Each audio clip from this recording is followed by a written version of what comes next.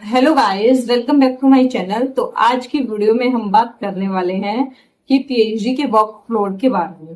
PhD में workload क्या होता है या फिर पीएचडी को इतना फेमस क्यों बनाया गया है, वहां पर सब प्रेशर की बात क्यों करते हैं।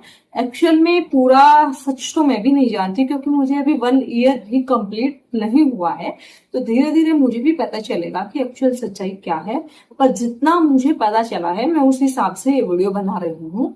तो सबसे फर्स्ट बात ये है कि यहाँ वर्कलोड कुछ नहीं होता है। मेन बात क्या होती है, हम हर रोज सुबह 9 बजे डिपार्टमेंट जा रहे हैं, फिर शाम को 7-8 बजे वापस आ रहे हैं, लंच कर रहे हैं, खाना खा रहे हैं, सो रहे हैं। गाइड ने हमें काम दिया है, हम काम कंप्लीटली नहीं कर पाते हैं। कई बार हम रात में नींद नहीं आती है तो अगला दिन खराब हो जाता है। तो इस तरीके की प्रोसेस चलती रहती है। या फिर ऐसा कुछ लोगों के साथ क्या होता है, गाइड की वजह से काम नहीं कंप्लीट हो पाता है। अब गाइड है, वो सुपरवाइजर है, जो वो प्रोफेसर है, उनके पास इतना टाइम नहीं होता है कि वो हम जब भी उनसे मिलना चाहे वो हमें मिल सके। तो ऐसा हो जाता है। मान लीजिए मुझे आज कोई डाउट आया तो मैं आज अपने गाइड से पूछना चाहती हूँ कि मुझे इस चीज में डाउट है, तो मेरा ये डाउट सोल्व कर दीजिए।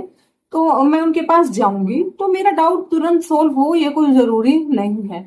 क्योंकि अब ऐसा भी हो सकता है मैं जाऊं और सुपरवाइजर मुझे ना मिले, और ऐसा भी हो सकता है वो मिले तो वो ये बोल रहे कि मेरे पास अभी टाइम नहीं है। अब कुछ केसेस में ऐसा हो सकता है कि मैं सुपरवाइजर से मिलूं पर जो मेरी प्रॉब्लम है वो सोल्व ना हो। तो यही सब बातें ध्यान में रखकर हमें यह कह सकते हैं कि हमारा काम आगे नहीं बढ़ता है। तो जिसकी वजह से बहुत से स्टूडेंट्स पर प्रेशर आ जाता है या लोड आ जाता है, क्योंकि बहुत से लोगों को फिर ऐसा लगने लगता है यार काम तो कुछ हो ही नहीं रहा है। या फिर कई के स्टूडेंट्स के केसेस में ऐसा भी हो जाता है कि वो अपना कंपैरिजन स्टूडेंट्स के केसेस में ऐसा भी हो जाता है कि वो अपना कंपैरिजन अपने बैचमेट्स के साथ या फिर अपने सीनियर्स के साथ करने लगते हैं कि इनका तो इतना काम हो गया है, हमारा कुछ भी नहीं हुआ है। जबकि ऐसा नहीं होता है। पीएचडी में सबकी जर्नी अलग अलग होती है, सबका एक्सपीरियंस अलग अलग होता है, सब लोग अपने तरीके से रिसर्च करते हैं।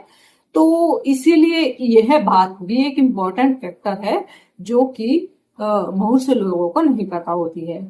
तो नेक्स्ट बात हमारी जो आती है वो ये आती है कि अब गाइड का पीएचडी में हमारा बहुत रोल होता है। गाइड अगर चाहे तो हमारी पीएचडी को 3 साल में भी कंप्लीट करा सकते हैं, अगर वो चाहे तो 4 में भी करा सकते हैं, अगर वो चाहे 5 में तो 6 में यानी 7 में।